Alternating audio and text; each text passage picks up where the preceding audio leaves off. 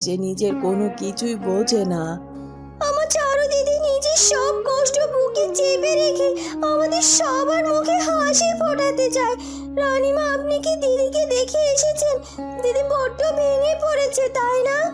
না জেসমিন, তোর দিদি একটুও ভেঙে পড়েনি। সে পাহাড়ের মতো শক্ত হয়ে দাঁড়িয়ে আছে। সে শুধু বলছে বিধাতার ওপর ওর সম্পূর্ণ ভরসা আছে। ওর ছেলে একদিন ঠিক ফিরে আসবে। আমার মন বলছে দিদির এই বিশ্বাস কখনো বৃথা যাবে না। রানীমা। কালভৈরব রাগে কাঁপতে লাগলো। সে তার হাতের জাদুর দণ্ড মাটিতে সজোরে আঘাত করলো। না না, এই বাচ্চাকে। হঠাৎ করে কুড়ে ঘরের বাইরে থেকেও কারো গলার আওয়াজ শোনা গেল। আগা কাঠুরার বউ, ঘরে আসিস না কিলা? চারু, তুমি ধৈর্য হারিও না। আমরা একসাথে এই সমস্যার সমাধান বের করব। কিভাবে ধৈর্য রাখবো রাজপুত্র? আমি নিজের চোখে দেখলাম আমার ছেলে। সকালের মিষ্টি আলো কাঠুরের কুড়ে ঘরের ভেতরে এসে পড়েছে। কাঠুরে আর তার বউ দুজনেই মাটির মাদুর বিছিয়ে বসে আছে। তাদের মাঝখানে শুয়ে আছে ছোট্ট রাজপুত্র আদিত্য। আদিত্য নিজের মনেই হাত পা নেড়ে খেলা করছে আর খিলখিল করে হাসছে। কাঠুরে আর তার বউয়ের চোখ থেকে আনন্দ অশ্রু ঝরছে। ওগো, আমার যে এখনো বিশ্বাস হইতাছে না গো। আমার মনে হইতাছে আমি যেন কোনো এক ঘোরের মধ্যে আছি গো। ঘুম ভাঙলে যদি দেখি ফুটফুটে বাচ্চাটা আমার কাছে নাই, তখন আমি কি নিয়ে বাঁচমু? আমার যে ওরে সারা এক মুহূর্ত আর থাকতে ইচ্ছা করতাছে না গো। তুমি একদম ভয় পেও না বউ। এ কোনো স্বপ্ন নয়, এ হলো আমাদের ওপর বিধাতার সব থেকে বড় আশীর্বাদ। যে বিধাতা নিজের হাতে নদীর বুক থেকে একে আমার কোলে তুলে দিয়েছেন, সেই বিধাতা একে আমাদের কাছেই রাখবেন। দেখো দেখো, কেমন আমাদের দিকে তাকিয়ে হাসছে ও। হয় গো, ওর হাসি দেখলে আমার বুকের সব জ্বালা জুড়াইয়া যায়। কিন্তু আমার মনে একটা খুব বড় ভয় কাজ করতাছে। ভয় কিসের বউ? এখন তো আমাদের সব দুঃখ শেষ। তুমি একবার গ্রামের মানুষের কথা ভাইবা দেখছো? এতগুলো বছর আমাগো কোনো সন্তান হইল না। আমি যে সন্তানের মা হতে চলেছি এমন কোনো কথাও গ্রামে কেউ জানে না গো। আজ হঠাৎ কইরা যদি গ্রামের মানুষ আমার কোলে এত সুন্দর একখানা বাচ্চা দেখা ফেলে, তখন তারা কি কইব? তারা কি বলবে তা নিয়ে আমাদের ভাবার দরকার নেই। আমরা তো কোনো চুরি করিনি গো। তুমি তো সহজ মানুষ গো, তুমি দুনিয়ার প্যাঁচ বুঝবা না। গ্রামের মানুষ কি কইব? আমরা এই বাচ্চাটারে কারো কোল থেকে চুরি করে আনছি, তারা আমাগো নামে বিচার বসাইবো। তখন যদি এই বাচ্চাটারে আমাদের বুক থেকে কাইরা নিয়ে যায়, আমি তো ওকে ছাড়া মইরা যাবো গো। তোমার কথা শুনে তো আমারও এখন ভয় করছে গো বউ। গ্রামের মোড়ল যদি জানবার পারে, তবে তো সত্যি আমাকে শান্তিতে থাকতে দেবে না। তাই কইতাছিলাম, আমরা কিছুদিন ওকে ঘরের ভেতরেই লুকাইয়া রাখি। তুমিও কাজে যাওয়ার সময় কাউরে কিছু কইবা না। আস্তে আস্তে ওরে বড় করি, তারপর না হয় গ্রামের মানুষরে বলা যাইব যে এটা আমাগোই সন্তান। তুমি ঠিকই বলেছো বউ। ওকে আমরা আমাগো চোখের আড়াল হতে দেব না। ওকে আমরা ঘরের ভেতরেই রাখবো। মধুপুরের রাজ্য। রাজেশের শয়নকক্ষ। জেসমিন ছোট্ট অদিতিকে কোলে নিয়ে জানালার বাইরে তাকিয়ে আছে। রাজেশ ঘরে প্রবেশ করলো। জেসমিন, তুমি এখনো জানালার বাইরে তাকিয়ে আছো? কি দেখছো অত মনোযোগ দিয়ে? আমি হেমরাজ্যের রাস্তাটা দেখছি রাজেশ বাবু। আমি শুধু ভাবছি আমার চারু দিদি এখন কি করছে। দিদির কি রাতে একটু ঘুম হয় নাকি সারা রাত শুধু হারিয়ে যাওয়া আদিত্যের কথা ভেবে কাঁদে? চারু দিদি অনেক শক্ত মনের মানুষ জেসমিন। তিনি ভেঙে পড়ার মতো নারী নন। তিনি জানেন তাকে সারা হেমরাজ্যের মানুষকে ভরসা দিতে হবে। কিন্তু দিন শেষে সে তো একজন মা। একজন মায়ের কোল যখন খালি হয়ে যায়, তখন তার সেই শূন্যতা পৃথিবীর আর কোনো কিছু দিয়ে পূরণ করা যায় না। আমার অদিতিকে যখন আমি কোলে নিই, তখন আমার দিদির জন্য বুকটা ফেটে যায়। তুমি মন খারাপ করো না জেসমিন। বিধাতার উপর ভরসা রাখো। যে বিধাতা আমাদের এত আনন্দ দিয়েছেন, তিনি নিশ্চয়ই চারু দিদির কোলটা আবার ভরিয়ে দেবে। আমি রোজ বিধাতার কাছে শুধু এই প্রার্থনাটাই করি, আমার দিদি যেন তার বুকের মানিকে খুব তাড়াতাড়ি ফিরে পায়। হঠাৎ করে কুড়ে ঘরের বাইরে থেকেও কারো গলার আওয়াজ শোনা গেল। আগা কাঠুরের বউ, ঘরে আসিস না কিলা? সে সকাল থেকে তোদের ঘরের দরজা এমন বন্ধ কেন রে? সর্বনাশ হইছে, এ তো দেখছি গ্রামের পুষির মা। এ মহিলা তো কথার এক কাবান, একে ঘরে ঢুকতে দিলে তো সারা গ্রাম ডিডি পইরা যাইব। তুমি ওরে আটকাও গো, আমি বাচ্চাটারে নিয়ে ঘরের ভেতরে ঘরে লুকাইয়া থাকতাছি। আমি দেখছি পুষির মাকে কি বলা যায়। কি রে কাঠুরে, তোর বউ কোথায়? তোরা কি আজ কাজে যাবি না? দরজা বন্ধ করে কি করতেছিস? আরে পুষির মা যে, না মানে আজ আমার বউয়ের শরীরটা খুব খারাপ গো। সেই সকাল রাত থেকে প্রচন্ড জ্বর আর গায়ে ব্যথা, তাই ওকে একটু বিশ্রাম নিতে বলছি। ও মা, সে কি কথা? জ্বর এসেছে? তা আমাকে তো একবার ডাকতে পারতিস, আমি একটু আর মাথায় জলপট্টি দিয়ে দিতাম। আমি ভেতরে যাই, দেখি কি হয়েছে। পুচির মা ভেতরে ঢোকার চেষ্টা করলো, কাঠুরে দুই হাত দিয়ে দরজা আটকে দাঁড়ালো। পদ্ম পুকুর, চারদিকে একদম শান্ত। পুকুরের জলের ওপর সুন্দর সুন্দর পদ্ম ফুল ফুটে আছে। পুকুরের মাঝখানে ধীরে ধীরে পদ্ম পরি উঠে এলো। অনেক দিন হয়ে গেল আমার চারু আর অরুণের বুকে কোনো শান্তি নেই। কাল ভৈরবের কালো জাদুর জন্য আমি এতদিন ওদের সন্তানকে নিজের দিব্য দৃষ্টি দিয়ে দেখতে পাচ্ছিলাম না। কাল ভৈরবের অশুভ ছায়া যেখানে থাকে, আমার শুভ দৃষ্টি সেখানে পৌঁছতে পারে না। কিন্তু আজ সকাল থেকে আমি একটা খুব শুভ শক্তির আভা অনুভব করছি। আমার মনে হচ্ছে কাল ভৈরবের ছায়া থেকে রাজপুত্র আদিত্য একদম বেরিয়ে এসেছে। আমাকে আজই দেখতে হবে আদিত্য কোথায় আছে। এ কথা বলে পদ্মপুরী চোখ বন্ধ করে। হে বিধাতা, আমাকে শক্তি দাও, আমি আমার দিব্য দৃষ্টি দিয়ে সব কিছু দেখতে চাই। সেই নিষ্পাপ শিশু এখন কোথায়, কোন প্রান্তে আছে? পদ্মপুরীর চোখে একটা সুন্দর দৃশ্য ভেসে উঠল।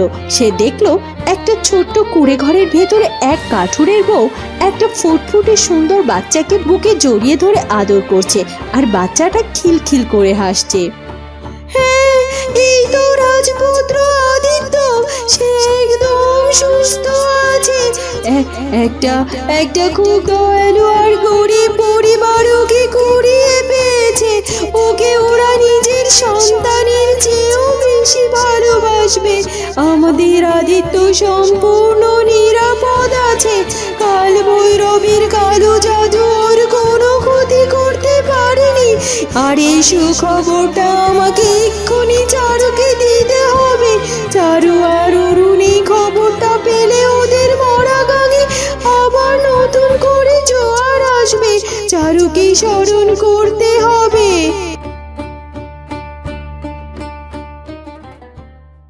হেমরাজ্যের রাজপ্রাসাদ, চারুলতার শয়নকক্ষ। গভীর রাত, চারুলতা বিছানায় শুয়ে ঘুমোচ্ছে। রাজপুত্র অরুণ জানালার কাছে দাঁড়িয়ে আছে। হঠাৎ করে চারুলতা ঘুমের ঘোরে কথা বলে ওঠে। পদ্মপুরী, তুমি আমাকে ডাকছো? পদ্মপুরী, তুমি আমার আদিত্যকে দেখতে পেয়েছো? আমি আসছি, আমি এক্ষুনি আসছি। চারুলতা ধরফর করে বিছানা থেকে উঠে বসলো। তার চোখে মুখে এক অদ্ভুত উত্তেজনা। চারু, কি হয়েছে তোমার? তুমি এমন চমকে উঠলে কেন? তুমি কার সাথে কথা বলছিলে? রাজপুত্র, আমাকে আর এক মুহূর্ত এখানে আটকে রাখবেন না। আমি স্বপ্ন দেখলাম পদ্মপুকুর থেকে পদ্মপরি আমাকে ডাকছে। সে আমায় বলছে আমাদের আদিত্যকে দেখতে পেয়েছে। আমাদের আদিত্য খুব ভালো আছে রাজপুত্র। তুমি সত্যি বলছো চারু? তুমি সত্যি বলছো চারু? পদ্মপুরী তোমাকে স্বপ্নে এই কথা বলেছে? হ্যাঁ রাজপুত্র, হ্যাঁ। মায়ের মন কখনো মিথ্যে স্বপ্ন দেখে না। পদ্মপরি আমার জন্য অনেক বড় সুখবর নিয়ে অপেক্ষা করছে। আমাকে এক্ষুনি পদ্মপুকুরে যেতে হবে। আমি এক্ষুনি ঘোড়া প্রস্তুত করার নির্দেশ দিচ্ছি। আমরা আজ রাতে পদ্মপুকুরে রওনা হব। আমাদের ছেলেকে খুঁজে পাওয়ার এই সুযোগ আমি কোনোভাবেই হাতছাড়া করতে দেব না। না না পুষির মা, তুমি একদম ভেতরে যেও না। বদ্যি মশাই বলেছে এই জ্বর নাকি খুব ছোঁয়াছে। তুমি ভেতরে গেলে তোমারও এই জ্বর হবে। তুমি বরং আজ নিজের বাড়ি ফিরে যাও। ঠিক সেই মুহূর্তে ভেতরের ঘর থেকে ছোট্ট আদিত্যের জোরালো কান্নার আওয়াজ ভেসে এলো। কাঠুরের বুক ধরফর করে উঠল। পুচির মা চমকে গিয়ে দরজার দিকে তাকালো। ও মা গো, তোমাদের ঘরের ভেতর থেকে কোনো ছোট বাচ্চার কান্নার আওয়াজ আসছে কেন রে কাঠুরে? তোদের ঘরে তো কোনো বাচ্চা কাচ্চা নেই, তবে কে কাঁদছে? বাচ্চা? না না, কিসের বাচ্চা? তুমি ভুল শুনেছো পুচির মা। আমি নিজের কানে পরিষ্কার শুনলাম একটা দুধের শিশু কাঁদছে। তুই আমার কাছে কি লুকোচ্ছিস রে কাঠুরে? আমাকে ভেতরে যেতে দে দেখিনি। আরে পুচির মা, তুমি তো জানোই না আমাদের কোনো সন্তান নেই। ঘরের ভেতর বাচ্চা আসবে কোথা থেকে? ওটা তো আসলে আমাদের ওই বুড়ো বেড়ালটার আজ সকাল থেকে পেট খারাপ, তো তাই এমন বাচ্চার মতো সুরে ম্যাও ম্যাও করে কাঁদছে গো। বেড়ালের ডাক আর বাচ্চার কান্না আমি চিনতে পারবো না রে ভাবলি? তুই দরজা ছাড় তো দেখি, আমি নিজের চোখে দেখব ভেতরে কি আছে। তুমি আমাকে অবিশ্বাস করছো পুচির মা। আমি গরিব হতে পারি, কিন্তু মিথ্যে কথা বলিনি। তুমি যদি জোর করে ভেতরে যাও, তবে আমার বউয়ের ছোঁয়াচে জ্বর কিন্তু তোমাকে ধরবে গো। তখন কিন্তু গ্রামের বুদ্ধি মশাই তোমার চিকিৎসা করবে নে। ছোঁয়াচে জ্বরের কথা শুনে পুচির মা একটু ভয় পেয়ে গেল। সে দু পা পিছিয়ে গেল। আচ্ছা বাবু, ঠিক আছে, আমি আর ভেতরে যাব নে। তুই বরং তোর বউয়ের যত্ন নে, আর ওই বেড়ালটাকে একটু গরম জল খাইয়ে দিস। আমি চললাম। পুচির মা বিড়বিড় করতে করতে চলে গেল। কাল ভৈরবের গুহা, চারদিকে ঘুটঘুটে অন্ধকার। গুহার মাঝখানে একটা বড় আগুনের কুণ্ডুলি জ্বলছে। কাল ভৈরব আগুনের কুণ্ডলির দিকে তাকিয়ে আছে। হঠাৎ আগুনের ভেতর থেকে একটা দৃশ্য ফুটে উঠল। কাল ভৈরব দেখলো একটা কুঁড়ে ঘরের ভেতরে কাঠুরে আর তার বউ আদিত্যকে নিয়ে খেলছে। এ অসম্ভব, এ হতে পারে না। আমি নিজের হাতে ওই বাচ্চাকে নদীর গভীর জলে ভাসিয়ে দিয়েছি। সে জলে ডুবে মরলো না কেন? ওই সামান্য কাঠুরে তাকে জল থেকে তুলে আনলো কি করে? কাল ভৈরব রাগে কাঁপতে লাগলো। সে তার হাতের জাদুর দণ্ড মাটিতে সজোরে আঘাত করলো। না না, এই বাচ্চাকে আমি হিমরাজ্যে কিছুতেই ফিরতে দেব না। ওর বাবা মা যদি কোনোভাবে জাদু বলে কোনো পরীর সাহায্যে জেনে যায় যে বাচ্চাটা ওই কাঠুরের কাছে আছে, তবে তারা এক্ষুনি ওকে উদ্ধার করে আনবে। আমাকে এমন কিছু করতে হবে যাতে কেউ কোনোদিন ওই বাচ্চার খোঁজ না পায়। কাল ভৈরবের আগুনের কুণ্ডলী চারদিকে ঘুরতে লাগলো। আমি কাল ভৈরব, আমার সব কালো শক্তির দিব্যিকে আজ আমি ওই বাচ্চার উপরে এক অচেদ্য জাদু বল তৈরি করছি। এই জাদু বল ওই কুঁড়ে ঘরকে এমন ভাবে ঢেকে রাখবে যে পৃথিবীর কোনো দিব্য দৃষ্টি আর ওকে দেখতে পারবে না। ওর বাবা মা সারা জীবন কেঁদে মরলেও ওই জাদু বলয় ভেদ করে তাদের ছেলের কাছে পৌঁছাতে পারবে না। কাল ভৈরব তার জাদুর দণ্ড আগুনের কুণ্ডলীর উপরে ধরলো। আগুনের কুণ্ডলী থেকে একটা কালো ধোঁয়া বের হয়ে কাল ভৈরবের গুহা থেকে সেই কুঁড়ে ঘরের দিকে ছুটে গেল। চারুলতা এবং রাজপুত্র অরুণ পদ্মপুকুরের পাড়ে এসে পৌঁছলো। চারুলতার চোখে মুখে এক বিশাল আশার আলো। পদ্মপরীও জলের উপর তাদের জন্য অপেক্ষা করছিল। পদ্মপরী, আমি চলে এসেছি। তুমি আমাকে স্বপ্নে ডাক দিয়েছিলে, আমি জানি। তুমি আমার ছেলেকে দেখেছো পদ্মপরী? তুমি আমাকে বলো না আমার আদিত্য কোথায় আছে? চারু, তুই একদম ঠিক দেখেছিস। আমি আমার দিব্য দৃষ্টি দিয়ে পরিষ্কার দেখেছি। রাজপুত্র আদিত্য ভালো আছে। সে কাল ভৈরবের সকল কালো জাদুর শক্তির বাইরে চলে গেছে। একটা গরিব কিন্তু দয়ালু পরিবার ওকে নিজের সন্তানের মতো বুকে জড়িয়ে রেখেছে। এই কথা শুনে আমার বুকের ভেতর থেকে যেন পাহাড় সরে গেল। পদ্মপুরী, তুমি আমাদের অনেক উপকার করেছো। তুমি শুধু আমাদের বলো সেই জায়গা কোথায়। আমি আমার পুরো সৈন্যবাহিনী নিয়ে সেখানে চলে যাব। আমার ছেলেকে সসম্মানে এই হেমরাজ্যে ফিরিয়ে আনবো। হ্যাঁ পদ্মপুরী, তুমি আমাকে শুধু ঠিকানাটা বলো।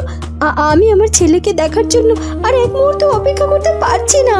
তোমরা শান্ত হও, আমি এক্ষুনি আমার দিব্য দৃষ্টি দিয়ে সেই জায়গার সঠিক পথ তোমাদের বলে দিচ্ছি। পদ্মপুরী আবার জলের দিকে তাকালো। সে তার চোখ বন্ধ করে ধ্যান করতে শুরু করলো, কিন্তু হঠাৎ তার মুখটা ফ্যাকাশে হয়ে গেল। সে চমকে উঠলো।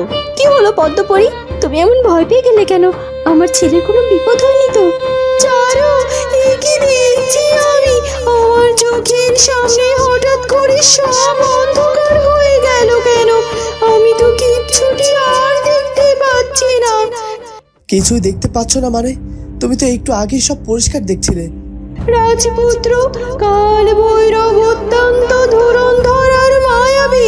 সে হয়তো তার দূরদৃষ্টি দিয়ে দেখতে পেয়েছে যে আদিত্য বেঁচে আছে, আর সেটা বুঝে গেছে যে আমরা ওর খোঁজ পেয়েছি। তাই সে অনেক দূর থেকে আদিত্যের চারদিকে একটা শক্তিশালী জাদু বলয় তৈরি করে দিয়েছে। জাদু বলয়? তার মানে কি পদ্মপুরী? আমি কি আমার ছেলের কাছে যেতে পারবো না? এই জাদু বলয় সাধারণ কোনো জাদু বলয় নয় চারু, এটা একটা কালো দেয়াল। এই দেয়াল ভেদ করে আমার দিব্য দৃষ্টি আর আদিত্য পর্যন্ত পৌঁছতে পারবে না। পৃথিবীর কোনো শুভ শক্তি আর ওই জাদু বলয় ভেঙে আদিত্যের আসল ঠিকানা খুঁজে বের করতে পারবে না। পদ্মপুরীর কথা শুনে চারুলতার পায়ের নিচ থেকে যেন মাটি সরে গেল। সে ধপ করে পুকুর পাড়ে মাটিতে বসে পড়ল। রাজপুত্র অরুণ স্তব্ধ হয়ে দাঁড়িয়ে রইল। না, এটা হতে পারে না। বিধাতা আমার সাথে এমন নিষ্ঠুর খেলা খেলতে পারেন না। আমি আমার ছেলের এত কাছে এসেও তাকে খুঁজে পাবো না। আমাকে এই অন্ধকারের দেয়াল ভাঙতে হবে। চারু, তুমি ধৈর্য হারিও না। আমরা একসাথে এই সমস্যার সমাধান বের করব। কিভাবে ধৈর্য রাখবো রাজপুত্র? আমি নিজের চোখে দেখলাম আমার ছেলেকে আমার কাছ থেকে অনেক দূরে সরিয়ে দেওয়া হলো। কিন্তু কালভৈরব যদি ভাবে সে জাদু বলয় তৈরি করে একজন মায়ের পথ আটকে দেবে, তবে সে ভুল ভাবছে। আমার আদিত্য যে পৃথিবীতে বেঁচে আছে, এটাই আমার সব থেকে বড় শক্তি। আজ থেকে আমার একটাই লক্ষ্য, কালভৈরবের এই কালো জাদুর দেয়াল ভেঙে আমার ছেলেকে আমার কোলে ফিরিয়ে আনা। চারুলতার চোখের অদম্য জেদ আর কাল ভৈরবের নতুন চক্রান্তর আভাস দিয়ে 260তম পর্ব এখানেই সমাপ্ত হলো। দেখা হবে আমাদের নতুন পর্বে। সে পর্যন্ত ভালো থেকো। ধন্যবাদ।